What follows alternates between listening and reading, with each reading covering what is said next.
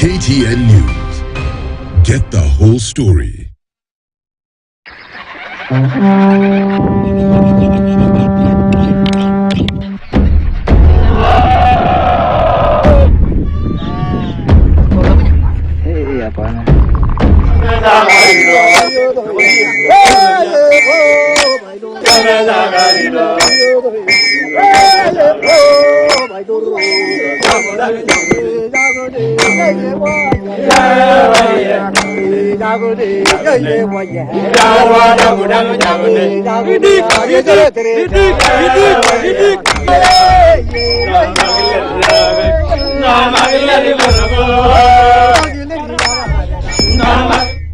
Last time on my Great Rift Valley tribal venture, I got the chance to experience some of the horrendous cultures.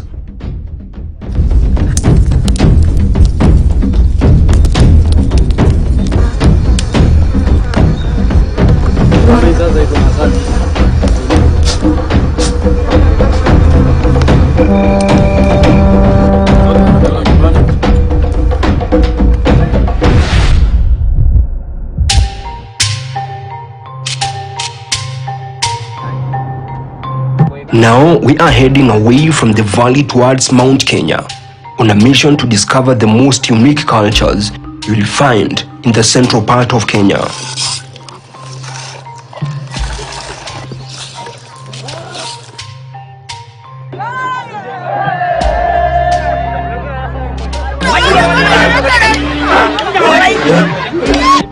Meet the Maasai, an Nilotic ethnic tribe inhabiting northern, central and southern Kenya and northern Tanzania.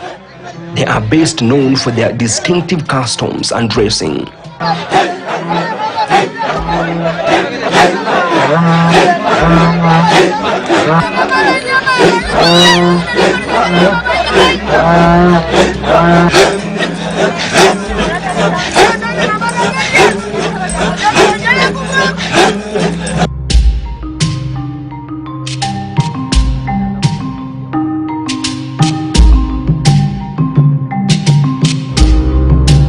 For hundreds of years, members of this tribe ate nothing but meat, milk, and blood. They have one of the most mesmerizing diets you will find anywhere.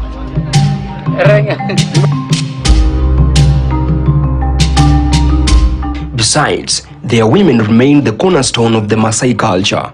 They take care of the children and look after livestock.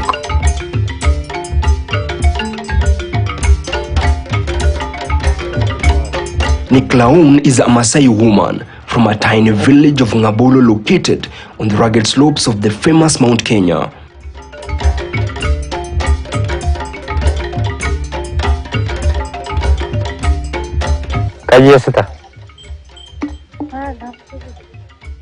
Anasema anatengeneza ya calabash iwe mzuri ni kama kuosha.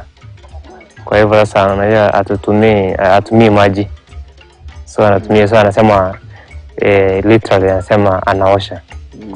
Hiyo calabash inaitwaje kwa na kazi yake ni nini? Nyorkasi leni amala.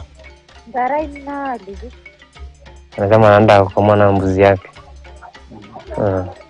Hizi muulize maziwa ya mbuzi natoka kiasi gani? Kiwa sasa kula ndare ni lepupu. Kwa sasa ya mbuzi ana kikuti. Lakini gore kadari kaiputa na mara. Kwa hiyo anasema sasa kwa sababu ni kiangazi ni kidogo sana. Kwa sababu wakati mwingine kama si kiangazi ataza kamua mbuzi moja hata ajazi hiyo calabash. Kama muulize maziwa anakamua anatumia ni ya nini, ya chai ya nini? Kama na kulene ni wale kunenyo shairi tana ana shairi chai mbata na shangara imbata. Nasema kidogo atapatia mtoto na kidogo atapika na chai.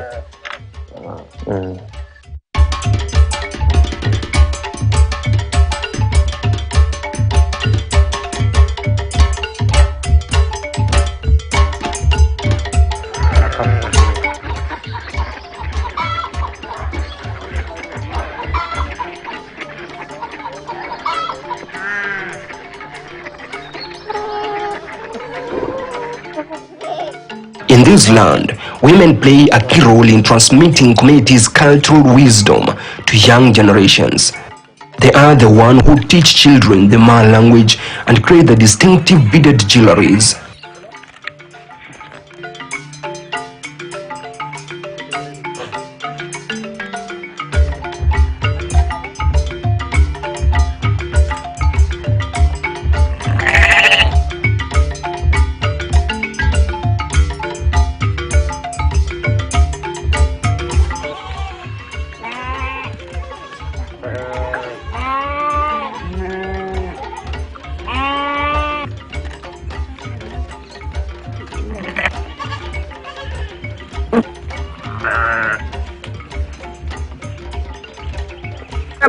This is part of the process.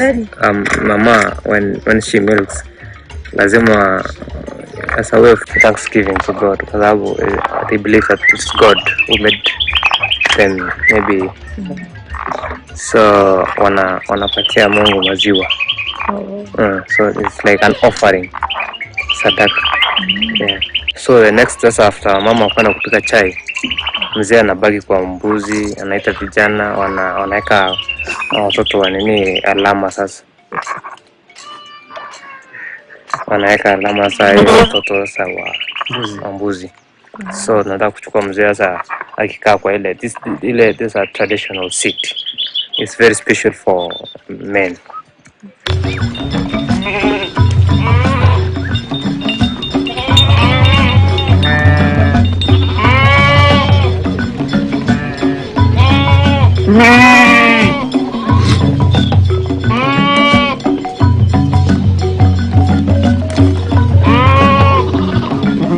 The Maasai's nomadic lifestyle revolves around their cattle. Where they move depends entirely on the availability of water and pasture.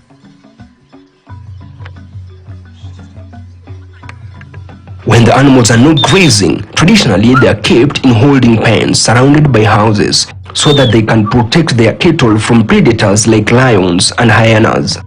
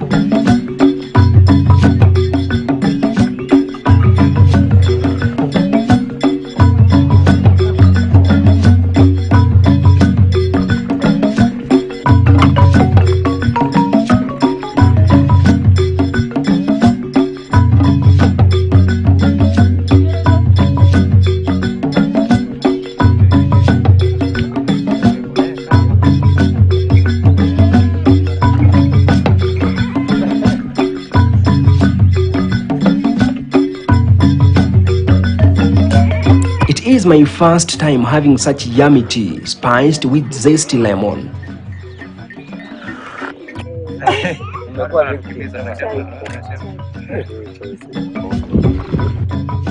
Ile imepangwa ama Imepoa. Imepoa sasa.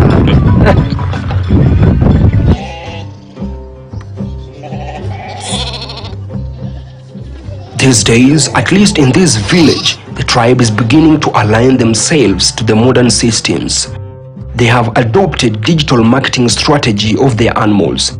Life is not about trading cows anymore, but buying and selling several products through digital systems.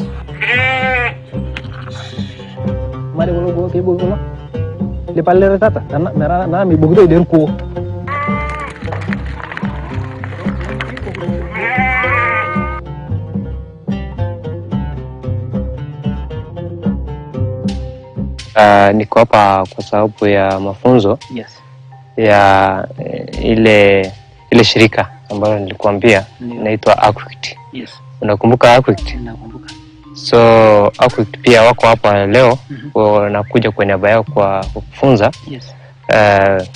jinsi ambavyo simu yako kama hii simu yako sasa itaweza kusaidia. Najua ni mfugaji, najua uko na mbuzi mingi. Na leo ningependa kusaidia jinsi ambayo hii simu yako itakusaidia kurahisisha kazi ama ufugaji wako. Kwa mfano tukiangalia kwa hii simu yako, utazaingia hapa kwa pali inaitwa, kwa simu yako kuna kitu inaitwa Play Store. Nimeona hapo. Umeona hapo? Yes. So hapo kwa Play Store utazatoa hii app ambayo inaitwa Laup. Yes. Laup inamaanisha Laikipia Agricultural Observatory platform. Yes. Na utatumia, itakusaidia kama mfugaji sana, kwa sababu utazaona kama mvua itazanyesha baada ya siku 7. Na utajua jinsi ambayo utapanga kazi yako. Labda ufugaji useme, kwa sababu ushaona kwa simu kwamba itanyesha baada ya siku 7 ama siku fulani, useme leo ni Alhamisi, uone itanyesha Jumatatu na ulikuwa umepanga uhamishe mifugo Jumamosi. So sasa simu itakusaidia ndio usihame, usigaramike kuweka gari ama kuweka kitu yoyote, ili ubaki hapa kwa sababu kutanyesha, si ndio? Na hata ujue venye labda mbuzi yako ama kondo yako ni wamedhoofika kiafya, ujue venye utaweka pahali mzuri wasipigwe na mvua. Kwa hivyo sasa hii Laup, kwa mfano venye unaona hapa, ndio itaza kusaidia ili uone ukiweka hivyo unavinya hapa, alafu kifinya hapo unaweka pahali huko, tuseme wewe uko Laikipia County, uko Mkogodo West Road, unavinya hapa search. Ndio. Ukifinya search hapa, inakuonyesha itanyesha, tuseme Ijumaa hakuna mvua, Jumamosi hakuna mvua, Jumapili kuna rasharasha kidogo. So kitu kingine nilikueleza venye utazauza mifuko yako kupitia njia ya mtandao ama kutumia simu yako. Hata hiyo kitu imenisaidia ndugu yangu. Kwa mfano vile ile mafunzo yetu ya kitambo, ile mafunzo ulionifunza siku ile, hakika mimi nimeona furaha sana. Nimefurahia sana kwa sababu nimeona benefit. Siku ile tu nikaenda kupika mtusi yangu pisha. Alafu nikaeka kwa profile. Jamaa mwingine tu kutoka na nyika akaniambia, "Yoro wewe ndio uko na ndrume?" Nikamwambia ndio, aniunusie. Paka akakuja nyumbani na mimi sijaita. Na sasa wamekuja. Sasa akakujia. So tumeacha ile ya kupeleka kutafuta customer, na customer anakuja. Peleka soko ama sijapeleka mahali kwingine. Hapana, simu tu nimeweka, imagine nikapata biashara. Unaweka status hapo ya WhatsApp. Wanaona na watu wengi watakuwa wanaona. Yes. Na wengi watakuwa wanakuuliza ni pesa ngapi. Imenisaidia zaidi. Kabisa. Na hiyo inasaidia kazi gani? Ile wale brokers ambao wanakuja kwa maboma kununua kwa bei mbaya. Hiyo inaisha siku hizi, kwa sababu ukiweka hapo kwa simu yako unaona unapata mali inajimarket. Ule mtu ako mbali anakuja anachukua hiyo mali yako akiwa hapa, na yeye anaweka bei ni nzuri kuliko venye huyu angekuja kununua. Yeah, been absorbed by Quick to be one of the trainers is because I have related skills on the same what they are doing. I did diploma in ICT, specifically software development, and I was passionate about doing cascading that to the people of specifically the Maasai or the pastoralists who are the beneficiary of this program, and we managed to train on several topics, and some of them being online marketing, e-commerce as general, and it will help them because if they were to migrate in search of water and pasture, using the app, they can now opt not to migrate, because migrating is a cost. They will incur cost because some of them they need to hire a lorry to carry their stocks, and if now this intervention of this Laup, it has really helped them and secured them maybe it has really prevented them from incurring the cost. And now they are saying they need this app, all of them, and that had even encouraged many farmers to buy phones, the smartphones, for that purpose. I'll be interacting with experts to give us details about how the Maasais are now embracing technology in integrating in livestock production, and this has helped them to mitigate loss as a result of drought. And as you know, drought is ravaging Eastern Africa. That has led to death of hundreds of cattle. But digital, in partnership with Aquit, you'll see the results. Sourcing the veterinary drugs was a problem. They had to walk all the way. They looked for the veterinary office. Then with the limitation of having less veterinary or the animal health assistance around, they were getting a lot of problems. But with the internet or with these online services, they are even able to know the dosing of those drugs, and they can be able to source them, genuine vet drugs, and even they end up administering on their own if it is not a serious case. It's funded by the UK Government Digital Access Programme, and is implemented by the African Centre for Women, Information and Communications Technology in partnership with the County Government of Laikipia.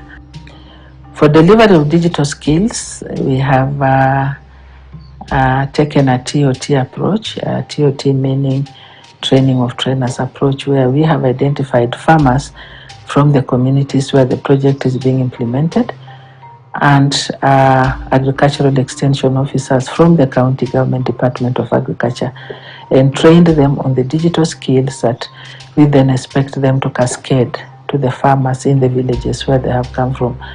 That model has been successful, one, because we are using people that these farmers are familiar with already. Agricultural extension officers have been the ones that have been providing them extension services. These champion farmers we've picked from their communities are living and working with them there. So it was easier for the farmers, the other farmers now, the beneficiary farmers, to be able to accept those skills, the training program and skills, because they were seeing that these were being delivered by people that they know. I've also developed some platform for them, again together with Calro, that is about good agricultural practices. So that also contributes to the broader picture of climate change and mitigation, because then they are able to know just how to manage and how a particular crop, for example, if you're planting tomatoes, if you're planting maize, if you're planting vegetables, what is the best practice? What are the things that you should do and the things that you cannot do to ensure good harvest? In this part of the world, cattle are wealth and a form of currency. The more cattle you have, the wealthier you are. If you have no cattle, you are probably broke. We have come here today to experience eating some goat the Maasai way. The goat feast. There is something that is going to appear controversial to some people watching. That is the way the goat is dispatched, by the way of strangulation, or should I say, by cutting off its airway. Today, I have no option but to say yes to what I see and to what I eat, no matter how extreme it may be. And the horrific experience starts now. Traditions has it that when sacrificing the animal, the men will walk it outside the village to slaughter it, later bringing back the dedicated parts to women.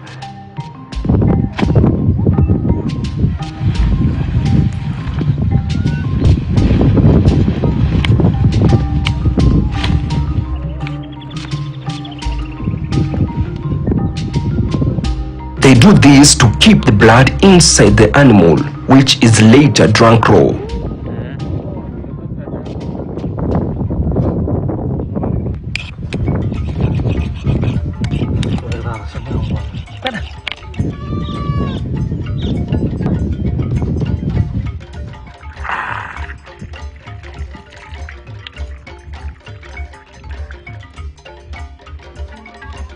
These morons are taking it down like warriors.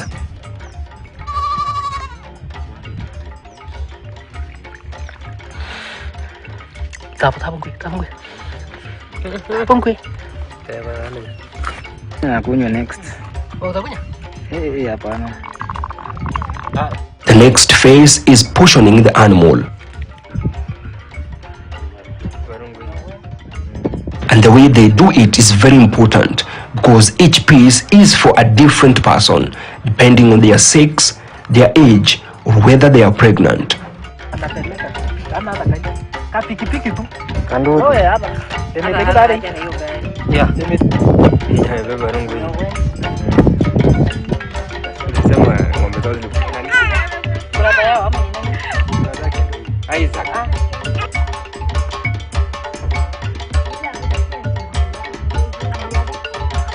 The gist of it is that nyama inachomwa ngozi. I knew. So next phase ni nyamchom. Nyamchom. Hata usiwaambie secret. The meat has been roasting for over 30 minutes and everything is ready.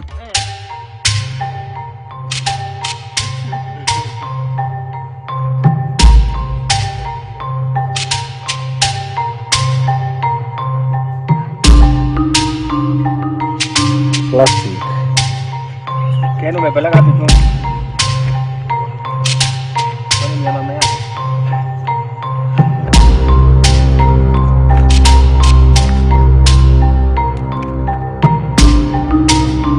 The meat is super juicy, nothing added to it. It is so tender, fresh and yummy. Wakati wanatoa ngozi, dada akakuja kupasua kwa sababu ni yeye ndiye anajua part of nyama. Kila nyama iko na watu yao. Sasa vile unaona hii ni mbavu. Mbavu kwa kimla yetu wamama hawezi kula. Wazee na warani ndio wanakulanga mbavu. Alafu tena kuna mguu ya nyuma ya right. Wazee pia ndio wanakula. Hii nyama tunakula saizi, tunakulia msituni. Na kuna zingine tulipeleka nyumbani. Wamama wanaweza kula. So karibu upande moja ya right, hiyo nyama ni ya wanaume. Upande ya left, tunapea wamama na wageni. Wale wageni walikuja. Kwa sababu kuna nyama tunawaishia hata watu ya hiyo familia hawawezi kula. Mpaka wazee kutoka mahali kwingine jirani wakuje tukule pamoja. Kama kichwa huwa wazee wa hiyo boma hawawezi kula peke yao. Mpaka jirani wengine wakuje wakule pamoja.